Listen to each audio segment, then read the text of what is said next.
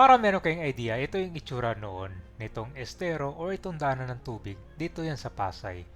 EDSA Corner Rojas Boulevard. Literal na naging dam site ito dati dahil sa dami ng mga basura na tinapon. Tila ba mga dumadaan dito na walang pag-asa. Pero ngayon ito na siya. Ginawa na pala ito ng terminal. Malapit ito sa LRT Redemptorist Station, di ba? Malaking pakinabang at tulong din ito para sa mga daily commuters. Unting-unting umayos na rin yung bangketa dito na dati puno ng mga kalat at mga vendors, ngayon unting-unting pinapaganda na. Pati itong footbridge dito, dati puno ng mga kalat, ngayon pas maliwalas na. Ito ba yung papuntang SM MOA? At i-update natin ngayon itong estero o itong creek malapit dito sa Pasay. Saan nyo kabay ng itsura dati yan? Parang squatter area.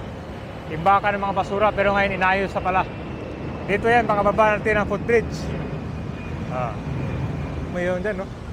Ginawa na pala siya ng waiting area. Ayos. Ito naman yung sa bus carousel, oh. Papuntang Kwanto North. Sa bus carousel, Pasay. Ayun, no? Nung nakaraan kasi nakasirado to, may gagawin silang project. Pero ito na siya ngayon, ayos na rin pala, oh. Ayun, oh, marilinis na rin yung creek, oh. At yung daming mga kanya, informal settlers tsaka basura. Eh, wala na. Oo. Ito wala na rin mga vendors yan, oh. Yung daanan. Yan po yung Ross Boulevard dahil sa Bus Carousel Station. Eh, tara, ito, malinis na yung estero, oh. Ito pala yung ginawa nila ng project, kaya pala nakasarado. Yan, tingnan natin. Saka isa sa pagbabago dito sa footbridge, wala na mga vendors. Yan, dati mag-akit ka dito, ang dami. Parang ka nagsha-shopping eh. Huh? Ang ganda ng transformation.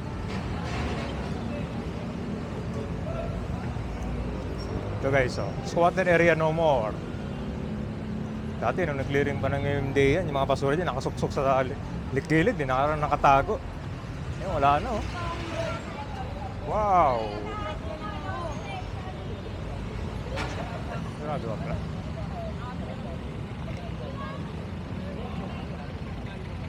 Tanong mo doon, pagtanong mo, kung gusto mo mag-invite na. So sirado ka pala, ginagawa pa. Pero overall, yan yung bagong waiting area na ginagawa. Yan guys, oh. Maganda to.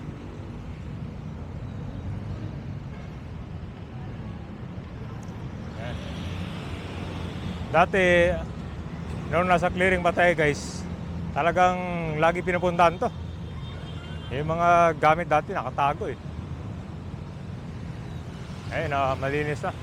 So ang ginawa nito parang in-expand pala, no? Yan. Bubukas. Tagal pa? Mga ilang buwan pa? Ito na pala guys, terminal pala to, oh.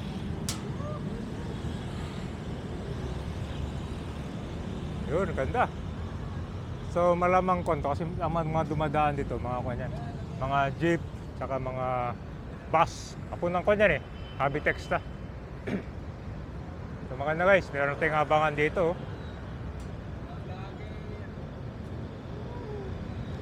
Ayos, terminal pala to. Nalabi surfer, no?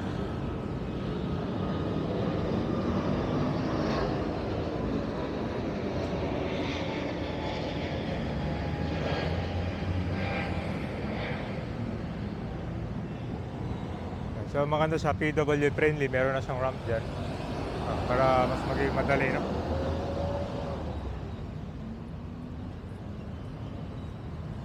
Maba pala to. Hanggang doon sa may natin, pumping station, no? Hanggang dito sa Kabayan, no? Mababa. Kasi dito, maraming mga sumasakay dito. Ito, papuntang ko ano to, Paranaque dyan eh. So dapat ang talaga magkaroon dito ng terminal para hindi mahirapan yung mga commuters dito.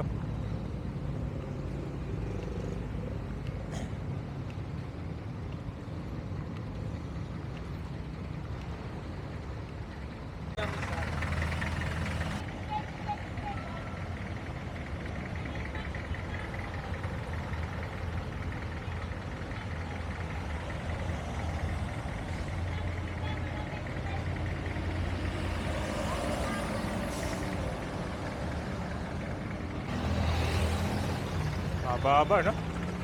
Mahirap kasi kung dito ka bayan, dito lang nag-aantay yung mga jeep. Sarado kasi ngayon, ginagawa eh.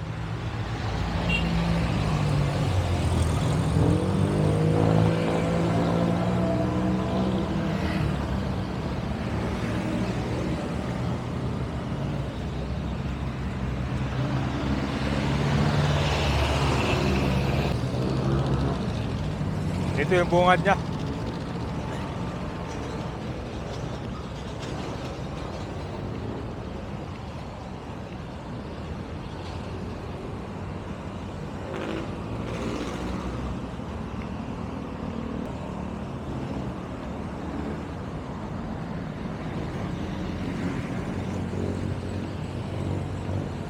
Ito, oh. Yan, dito dati madalas yung dredging. Nagkaroon ng dredging dito. Hanggang doon sa may Redentoris LRT station. Konti na lang yung mga basura dito. Dati ang dami. Kabundok. Parang dam site. Buti lang na-action na agad to. Kaya dito wala na mga vendors. Kaunti na lang.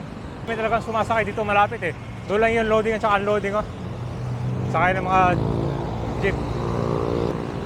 Ito, hakot karga talaga yung clearing dati.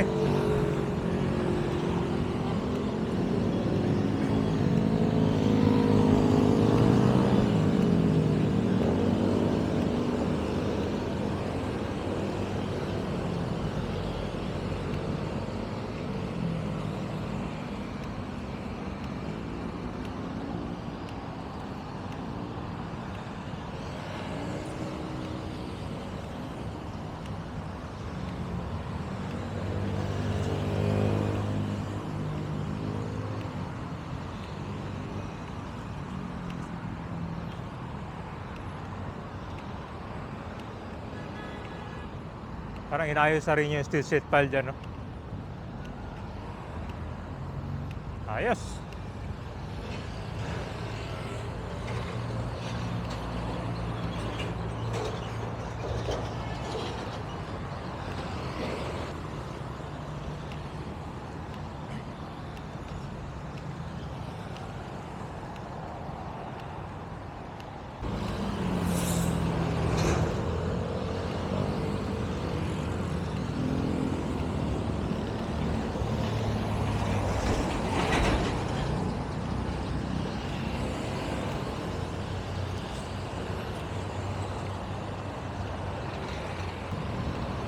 Ayan na yung train, no?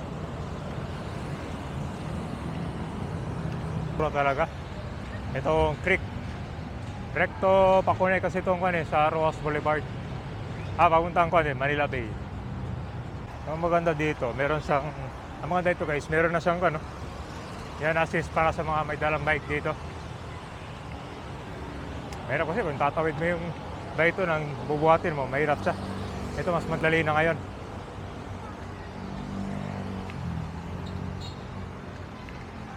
Nag-improve pala na, meron ng ads dito sa footbridge, oh. Dati wala pa to eh. Saka may ilaw na. Ayan, saka mas matibay na ngayon, oh.